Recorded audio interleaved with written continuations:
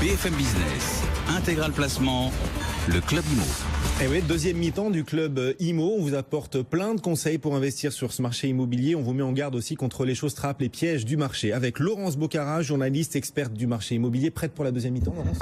Prêt aussi, Olivier ? Prêt. Olivier Marin, rédacteur en chef de Propriété Le Figaro, et Marie Cœur de Roy, toujours prête pour nous parler d'immobilier. Eh ben non, bonne journée. Pour BFM Business, notre experte immobilier. Laurence, il y a une véritable bombe à retardement. Il faut alerter nos auditeurs, nos téléspectateurs là-dessus. Bombe à retardement qui risque de nous exposer à la figure. Beaucoup de copropriétés sont en difficulté. Un vrai phénomène de société sur lequel il faut s'inquiéter aujourd'hui. Oui, tout à fait. C'est un mal insidieux qui ronge un peu le parc immobilier français. Alors, ce nom de bombe à retardement, c'est pas moi qui l'ai inventé. C'était dans un rapport du sénateur Dominique Braille il y a 4-5 ans, qui dressait, et c'est toujours le cas aujourd'hui, un portrait assez noir finalement de l'état des copropriétés en France. Et quelques chiffres quand même pour planter le décor. Aujourd'hui, il y aurait plus de 100 000 immeubles en difficulté. Alors, on entend en difficulté donc des charges d'impayés,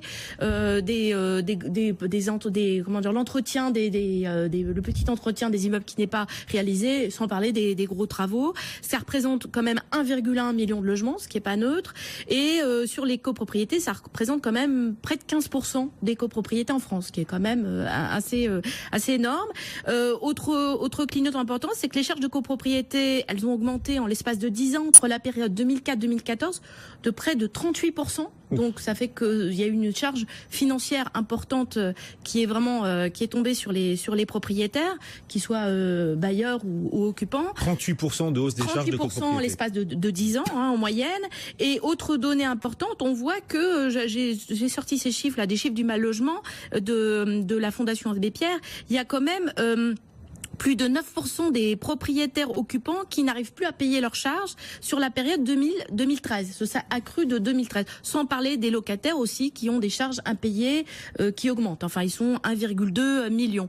Donc, on voit, il y a des procédures judiciaires qui augmentent aussi. Donc, on voit vraiment que les habitants de certaines de ces copropriétés, pas toutes, mais enfin une grande majorité, sont quand même sous le poids des charges des financements. Et en plus de leur crédit, ils n'arrivent plus à payer leurs charges. Bombe à retardement, comment on l'éteint cette bombe ? Alors, bombe à retardement. Quelles sont les solutions ? Alors, les solutions, c'est que l'État tente, puisque c'est surtout l'État aujourd'hui qui essaie d'être à la manœuvre, tente par certaines mesures assez sporadiques quand même d'aider ces copropriétés qu'il appelle fragiles, donc celles qui n'ont pas encore basculé, mais dont on sait qu'elles sont vraiment sur le fil, et puis celles qui sont aussi carrément endettées, parce qu'il y en a vraiment qui sont dans d'un broglio juridique et financier inextricable. Donc, l'État met en place un certain nombre de mesures, et là, justement, l'ANA, donc qui est une agence nationale qui dépend de l'État, a annoncé la semaine dernière 2 nouvelles mesures à destination justement des copropriétés en difficulté et celles qui sont endettées.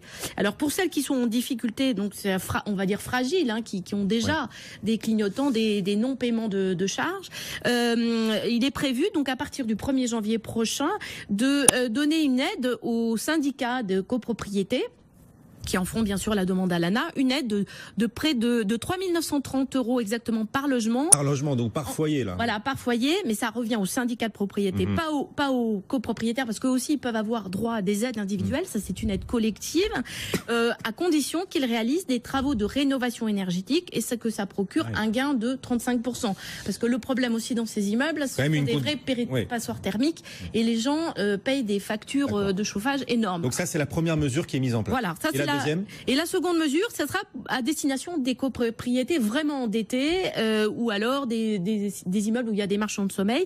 Et là, pour le coup, c'est une aide qui sera faite aux opérateurs, donc à des opérateurs extérieurs à la copropriété, qui sont là pour la remettre debout.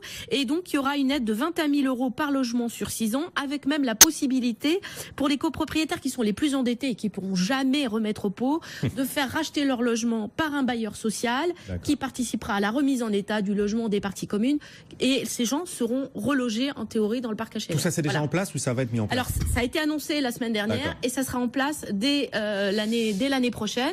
Donc voilà, on voit que ce sont des mesures finalement pour aider déjà les copropriétés qui sont vraiment en difficulté. Et puis à côté de ça, il y a encore un dernier petit volet de la loi Allure qui va obliger toutes les copropriétés, en tous les cas celles de plus de 10 lots, à créer un fonds de travaux justement pour financer ces gros travaux à venir. Bon, ça confirme l'idée oublier que quand on achète un bien immobilier, il faut aussi se rendre compte qu'on épouse une copropriétaire. On achète un bien et on épouse des copropriétaires et une copropriété qui parfois est endettée, Olivier. Oui, absolument. Un enjeu important aussi. Ouais. Ouais. Regardez bien les PV des dernières assemblées générales aussi pour voir ce qui est voté et où on est. Le budget de la copropriété. Après, ça peut être un gouffre financier énorme. Il faut toujours en tenir compte de ça, bien sûr. Un vrai piège, certains qui ne peuvent plus s'en sortir. Ouais. Puis alors, si en plus il y a Marie-Cœur de Roy parmi les copropriétaires, je vous dis pas. Je réponds même plus. Bon. Olivier, pour ceux qui y croient plus que jamais à ce marché immobilier, ils sont de plus en plus nombreux. Quels sont les rendez-vous des prochains jours pour ceux qui cherchent des opportunités à saisir? Alors, on passe donc à la partie agenda. Ah oui. Alors, la partie agenda, demain, typiquement, peut-être vous allez y aller au tribunal de grande instance de Paris. Il faut y aller, Guillaume, à ce tribunal de grande instance de Paris. Demain, vente aux enchères immobilières. Examen, Olivier. Alors, on a beaucoup de choses. Des studios, des appartements avenue Hoche dans le 8e qui sont en vente. Des appartements boulevard Saint-Germain. Un duplex dans le 18e, un 2 pièces, également dans le 18e avec une mise à prix à 17 000 €, un peu étonnante, mais bon. Une boutique rue du Faubourg du Temple dans le 11e, il y a le choix. Pour les ventes aux enchères immobilières des notaires. Alors là, le prochain rendez-vous, c'est le 8 novembre avec des logements à Saint-Germain-des-Prés, quartier Hôtel de Ville et dans le 15e arrondissement de Paris. Salon immobilier en région. Rendez-vous le week-end prochain du 21 au 23 octobre à Blois. Salon de l'habitat à Bergerac. La semaine suivante, le 28, ce sera celui de Martigues, très important. 10 000 visiteurs attendus. Prochain grand salon dans l'agenda à Paris, ce sera le salon Rent, en fait, immobilier et nouvelles technologies, qui se déroule à la Grande Halle de la Villette les 8 et 9 novembre prochains. Et puis une expo. Ouais. Expo en ce moment à la Cité de l'Architecture du Patrimoine, place du Trocadéro, sur les villes de demain. Des maisons modulables, design, high-tech. Ça s'appelle Rêver Cité. Et c'est jusqu'au 4 décembre et c'est vraiment extraordinaire. Parce que l'immobilier, c'est aussi du rêve, c'est une projection aussi dans le futur, dans l'urbanisme, les villes, les paysages dans lesquels on vit. C'est important, ces rendez-vous immobiliers, ces ventes aux enchères, etc. Quand on cherche un bien, on peut vraiment y trouver, y dénicher des opportunités. Absolument, on en avait déjà évoqué avec Laurence, absolument. Maintenant, attention, les prix sont toujours très bas au départ, ça peut monter très très vite, mais il y a souvent de bonnes affaires à réaliser.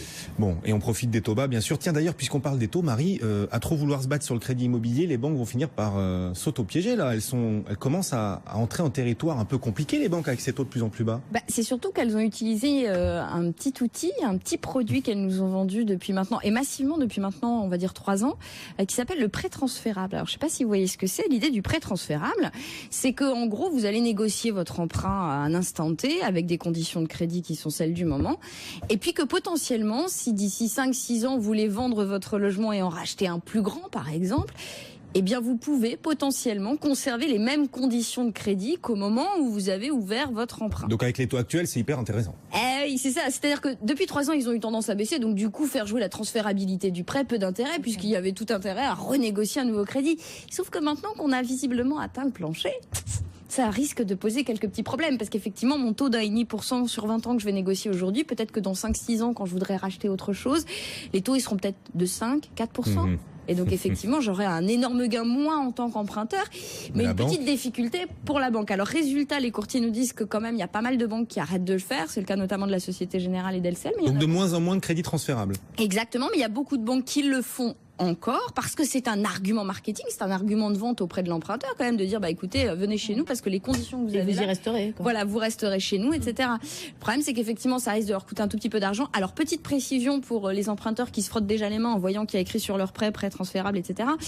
Il y a quand même beaucoup de conditions à remplir. Les banques sont pas complètement inconscientes et elles ont assorti leur promesse d'un prêt transférable de pas mal de conditions, notamment. Mais en même temps, ces conditions elles me paraissent assez logiques. C'est-à-dire que par exemple, typiquement, le bien que vous allez racheter, il faudra qu'il coûte plus cher que ce qui vous reste à rembourser auprès de la banque. Ça paraît a priori logique. Enfin, voilà, pas mal de petites conditions dont il faut se méfier et qui pourraient peut-être permettre à la banque de vous dire ah non, finalement c'est pas possible. Mais quand même, il se passe quelque chose. Oui, il y a quelques mois, le crédit transférable, c'était quasiment automatique. La plupart des banques le proposaient. Là, elles vont être de moins en moins nombreuses. Il ne faut pas en être surpris, alors. Non, et d'ailleurs, figurez-vous, alors un petit exemple personnel, dans notre rédaction, j'en ai plein des exemples personnels décidément aujourd'hui. Dans notre rédaction, on a un journaliste qui refuse de renégocier son crédit aujourd'hui parce que aujourd'hui, il a un prêt transférable. La banque qui lui propose un meilleur taux ne veut pas lui proposer un prêt transférable.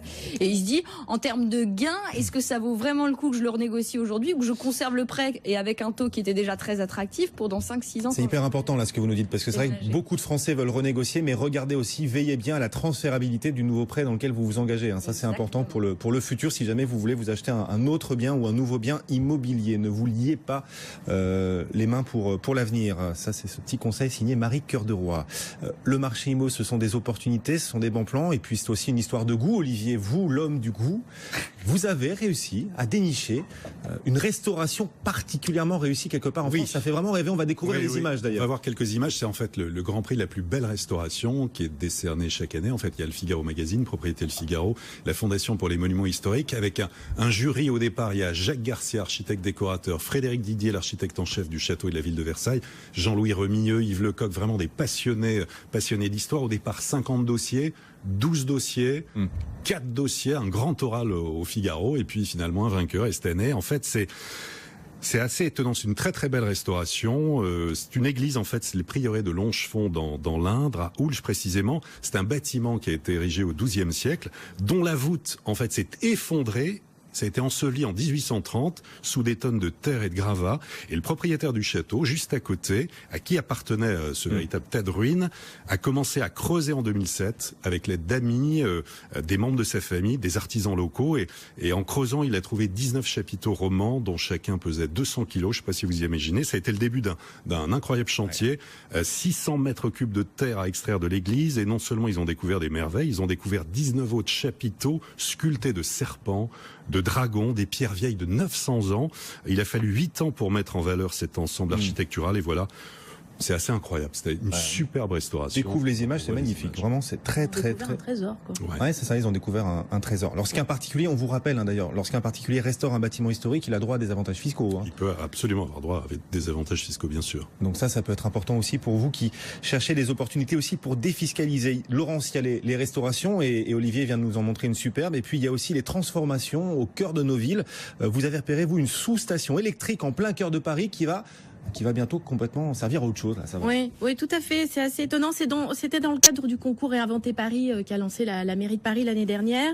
Et c'est cette reconversion finalement de cette station électrique qui se trouve 14 avenue Parmentier dans le 11e arrondissement de Paris va se transformer en un lieu ouvert aux habitants et avec des salles de cinéma. Alors ça c'est assez étonnant. Salle de cinéma dans une ancienne station électrique. Exactement, parce que c'était un lieu qui a toujours été fermé au public, qui date de 1908, donc qui est une architecture assez un peu à la style Eiffel avec des poutres métalliques et tout ça. Cette façade sera préservée. Et puis dans cet espace de 2200 mètres carrés, donc les lauréats sont un exploitant de cinéma qui s'appelle Étoile Cinéma, un architecte Thierry Marx qui s'occupera de la restauration. Sympa ça, Thierry Marx pour la restauration. Voilà, et l'équipe de la Bellevilloise pour l'animation du lieu. Et ça sera un lieu ouvert sur le quartier avec 4 salles de cinéma qui seront convertibles en dehors des horaires de projection à des cours de théâtre pour accueillir les enfants du quartier, etc. Et il y aura surtout à l'étage supérieur une énorme salle de cinéma qui ouvrira sur les toits de Paris. Donc il y aura finalement une énorme baie vitrée qui sera ouverte avant que le cinéma, enfin la projection ne démarre. J'allais vous dire, ça va faire bizarre pendant la projection. Oui, voilà, et qui baisseront après. Mais on aura une vue panoramique sur Paris. Et il y aura aussi deux restaurants au rez-de-chaussée et à l'étage à petit prix, me dit-on. Voilà.